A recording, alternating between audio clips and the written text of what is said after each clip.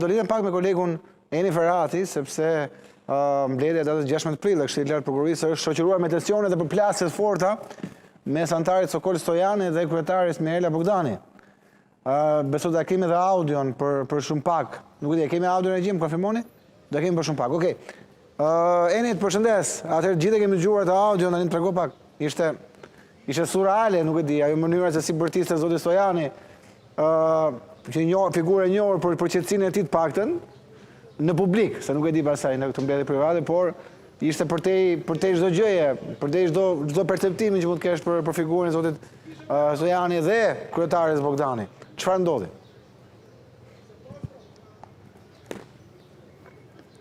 Përshëndetje, thimi, fillimisht me jo të bëjmë dije se bëhet fjalë për seancën plenare të radhës të Këshillit të Lartë të Prokurorisë, i cili është mbajtur më datën 30 prill. 30, okay, ndjes. Si procedurë, çdo audio e mbledhjeve në Këshillin e Lartë të Prokurorisë publikohen në faqen zyrtare të institucionit i cili njihet si Qeveria e Prokurorëve. Patjetër që zoti Stojani karakterizohet nga një figurë e qetë, i cili është antar i Këshillit të Lartë të Prokurorisë nga radhët e prokurorisë përgjithshme, por nga ana tjetër më lejo t'ju bëj gjithashtu dhe t'ju rikujtoj më saktë se kjo nuk është hera e parë që zoti Stojani dhe kryetarja e KLP-s, zonja Bogdani, përplasen në mbledhje të tilla. Kujtoj këtu debatin e verës së kaluar lidhur me qëndrimin që zoti Stojani mbajti në raport me ritritet apo mbledhjet jashtë kryeqytetit apo në zona turistike që parashikohej të mbajë nga Këshilli i Lartë i Prokurorisë, ku zoti Stojani madje etiketoi institucionin ku vetë ai bën pjesë se po e kthenin në KLP Travel, duke ju referuar kështu me ironi edhe udhëtimeve të shumta që parashikoheshin të bëheshin nga Këshilli i Lartë i Prokurorisë për zhvilluar mbledhje jashtë Tiranës, e një ndër mbledhjet ishte në zonën turistike të Razmës në Shkodër. Ndërkohë që debati i cili gjatë mbledhjes 30 prillit ka qenë mbledhje maraton, kanë qenë shumë çështje që janë diskutuar, bëhet fjalë për një material audio prej më shumë se 7 orësh i publikuar në faqen zyrtare të Këshillit të Lartë të Prokurorisë, momenti më kulminant i cili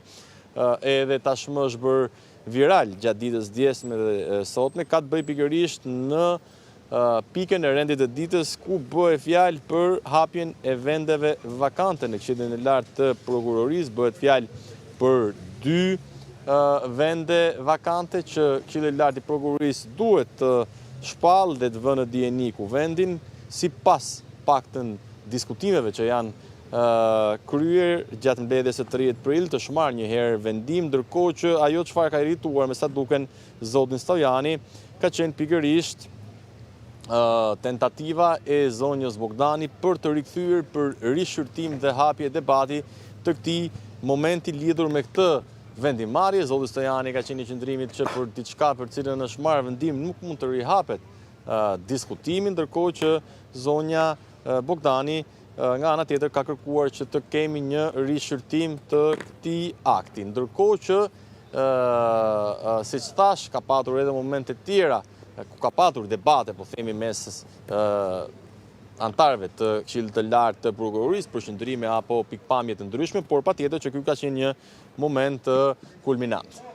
Okej, Eni Ferrati, faleminderit në fakt për këtë zhvillim, ndërkohë nga GKK dhe SPAK ka pasur lëvizje sot, si ka qenë SPAK-u sot?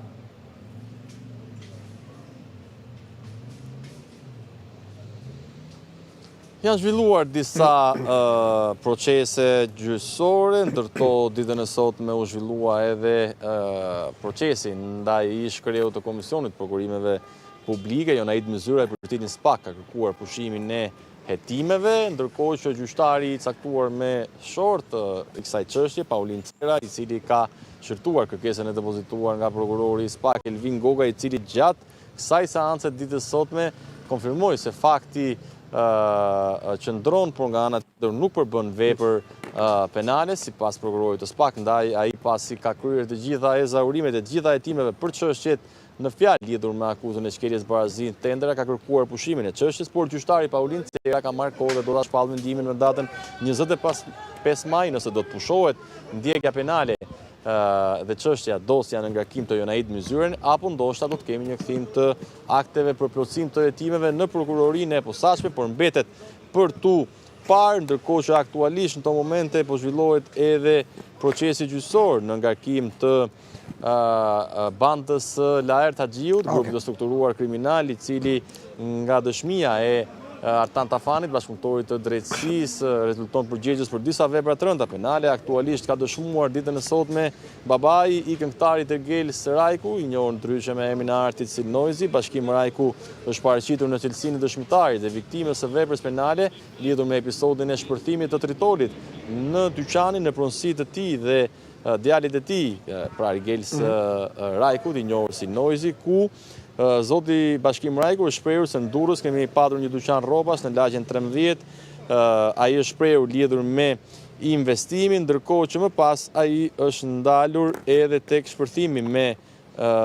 tritol, me sa duket, ndërkohë që nga ana tjetër edhe vetë Noizi është thirrur si dëshmitar në këtë